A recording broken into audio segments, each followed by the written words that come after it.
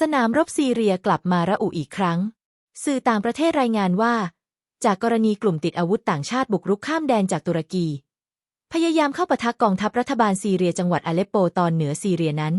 ทางการรัสเซียระบุว่าตุรกีละเมิดข้อตกลงกรุงอัสตานาคาซัคสถาน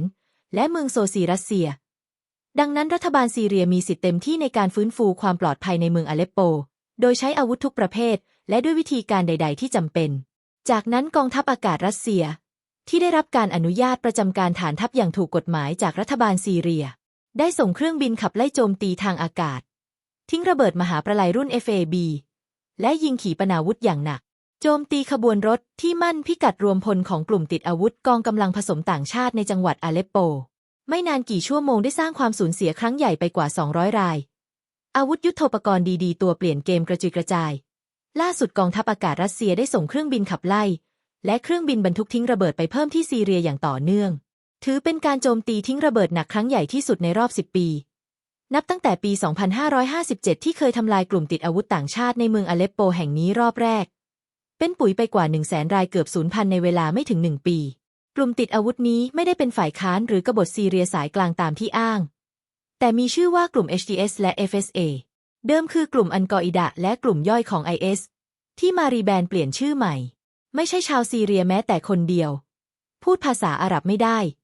เป็นทหารรับจ้างหลายสัญชาติเช่นตุรกีอุซเบกิสถานเติร์กมินิสถานอุยกูร์ตูนิเซียแอฟริกันยูเครนและอื่นๆก่อนบุกข้ามชายแดนออกมากลุ่มนี้ถ่ายทำฉากเปิดตัวแบบมืออาชีพฮอลลีวูดตะวันตกติดสัญลักษณ์กลุ่ม IS ผูกผ้าที่แขนสีเหลืองและฟ้าปล่อยโดรนสอดแนมและโดรนโจมตีของยูเครนใช้รถยนต์กระบะดัดแปลงมอเตอร์ไซค์รถหุ้มเกราะอาวุธที่ผลิตจากตุรกีอิสราเอลและสหรัฐฝึกฝนจากหน่วยรบพิเศษของนาโตเริ่มต้นที่ค่ายทหารอันธานของสหรัฐที่รัฐบาลซีเรียไม่อนุญาตมุ่งโจมตีภาคพื้นดินเมืองอิดลิบและเมืองต่างๆในจังหวัดอาเลปโปทางเหนือซีเรียติดชายแดนตุรกีเข้าสู่ตัวเมืองที่เป็นชุมชนอยู่อาศัยหลายชั่วชาติเช่นซีเรียอาร์มาเนียเคิร์ดที่เป็นชาวคริสต์และมุสลิมที่นี่มีมหาวิทยาลัยศูนย์วิจัยทางวิทยาศาสตร์สนามบิน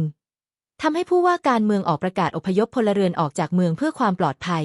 ฝ่ายกองทัพซีเรียมีการสูญเสียไม่มากนักช่วงแรกจากการซุ่มโจมตีเล็กๆน้อยๆจึงถอยทัพผ่อนปรนออกจากเมืองเน้นคุ้มครองพลเรือนและไปตั้งมั่นรอรับกำลังเสริมจำนวนมหาศาลไหลเข้ามาเป็นกลยุทธ์เพื่อรักษากำลังไว้ปล่อยให้กองทัพอากาศรัสเซียทิ้งระเบิดรุ่น FAB รัวใส่ได้สะดวกระเบิดชนิดนี้แรงอัดพลังงานจนรุนแรงมากไม่จำเป็นต้องโดนสะเก็ดระเบิดแต่ผู้ที่อยู่ในรัศมีอวัยวะภายในโดยเฉพาะปอดจะแหลกจากภายในไม่มีใครรอดไปได้แม้หลบตามอาคารช่วงแรกกลุ่มติดอาวุธต่างชาติเหล่านี้แสดงความดีใจที่บุกเข้าไปในเมืองได้แต่แล้วพวกเขากำลังพบว่าติดกับดักในทุ่งสังหารแบบเดิมเมื่อปี 2557 อยู่ในเมืองที่ถูกปิดล้อมทิ้งระเบิดการส่งกำลังบำรุงด้านโลจิสติกอาวุธและเสบียงทำไม่ได้เพราะกองทัพรัสเซียโจมตีทางอากาศใส่ขบวนรถทุกคันที่มุ่งมาเสริมกำลัง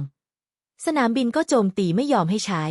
แม้พวกเขาสิ้นหวังพยายามต่อสายหารัสเซียผ่านชาติตัวกลาง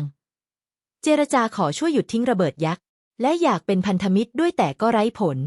ประเมินว่าเป้าหมายของมือมืดในการก่อสงครามซีเรียรอบใหม่เพื่อตัดเส้นทางการส่งกำลังบำรุงจากอิหร่านไปยังกองทัพฮิซบอลเลาะห์เลบานอน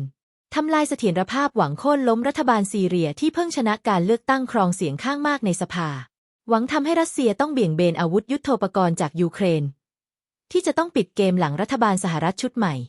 รัสเซียมีหลักนิยมที่ยึดมั่นคงจะไม่เจรจากับกลุ่มติดอาวุธที่ไม่ใช่ตัวแทนรัฐบาลถูกกฎหมายแต่จะทำลายกลุ่มเหล่านี้ทิ้งทั้งหมดไม่ว่าจะนานเท่าไหร่หมดระเบิดกี่ลูกและทั้งเมืองจะเหลือแต่ซากก็ตามเหมือนเคยทำทุ่งสังหารกับดักเมืองอาเลปโปในปี 2557 มาแล้วสถานการณ์ภาคพื้นดินยังไม่ชัดเจนแต่กลุ่มติดอาวุธและชาติที่สนับสนุนต้องจ่ายราคาอย่างแสนสาหัสแม้จะรีแบรนด์เปลี่ยนชื่อกลุ่มติดอาวุธฮอลลีวูดใหม่อย่างไรเครื่องจักรสังหารรัสเซียจะโจมตีทางอากาศทิ้งระเบิดใส่ทุกตารางนิ้วใส่พวกเขาให้ระเหยหายวับไปเหมือนเดิมนั่นเองโปรดกดปุ่มติดตามไว้แจ้งเตือนตอนต่อไปและกดไลค์กดแชร์ไว้ดูภายหลัง